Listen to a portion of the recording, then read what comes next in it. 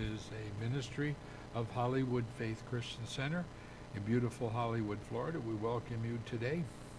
Today we're going to start in Ephesians chapter 2, and it says this in verse 20, Jesus Christ himself being the chief cornerstone, and the whole building being fitted together grows into a holy temple in the Lord, in whom you are also being built together for a dwelling place of God in the Spirit. Peter calls us, in the same fashion, he calls us living stones, that we're all being used to fashion this new church. Psalm 118, the Messianic Psalm, it gives us a hint here. It says, the stone which the builders rejected has become the chief cornerstone. That was the Lord's doing, and is marvelous in our eyes. This is the day the Lord has made. We will rejoice and be glad in it. Save now, I pray, O Lord. O Lord, I pray, send out prosperity. Blessed is he who comes in the name of the Lord. But Jesus is the cornerstone that has been rejected, which becomes the cornerstone in Ephesians. Now Jesus responds when he finds the temple the way it is. The temple structure is corrupt. They are getting tips from the vendors. You know, they're selling damaged lambs and animals for exorbitant prices. The money changers are taking a cut because, you know, you could only pay your tithes and your offerings with temple money.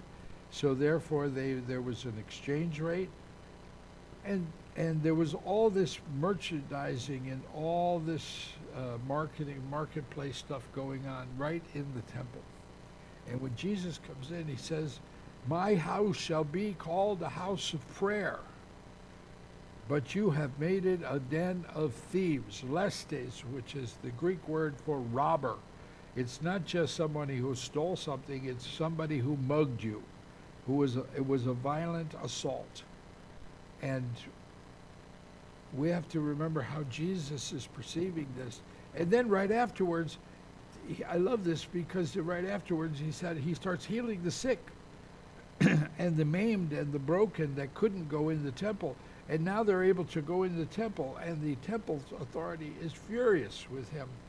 Then the blind and the lame came to him in the temple, and he healed them, so they were able to go into the inner courts, which they hadn't been able to. If you were blind or lame, you were restricted to the outer courts where all this merchandising was going on. It's not about more programs in the church. See, the church is the designated vehicle by the Lord to carry on his work on the earth. It's not about more programs. It's about more presence, more of his presence in our lives. For the time has come for judgment, 1 Peter 4, to begin at the house of the God.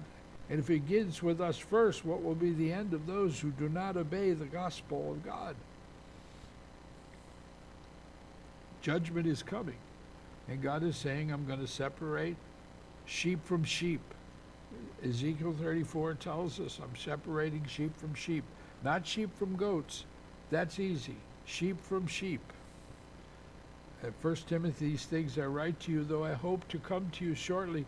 But if I am delayed, I write so that you may know you ought to conduct yourself, how to conduct yourself in the house of God, which is in the church of the living God, the pillar and ground of truth, and without controversy, great in the mystery of godliness. Now the Spirit expressly says that in the latter times some will depart from the faith. This is 1 Timothy 4. Giving heed to deceiving spirits and doctrines of demons, speaking lies in hypocrisy, having their own conscience seared with a hot iron, forbidding to marry. And he goes into a lot of different things. But the bottom line here is that God is going to weed out those that are not preaching from the Word, those who want to skip over the Word, those that just want to have a good time, those that are just trying to make money from the gospel. It's going to come a time of reckoning, but rejoice, because our redemption. God bless you.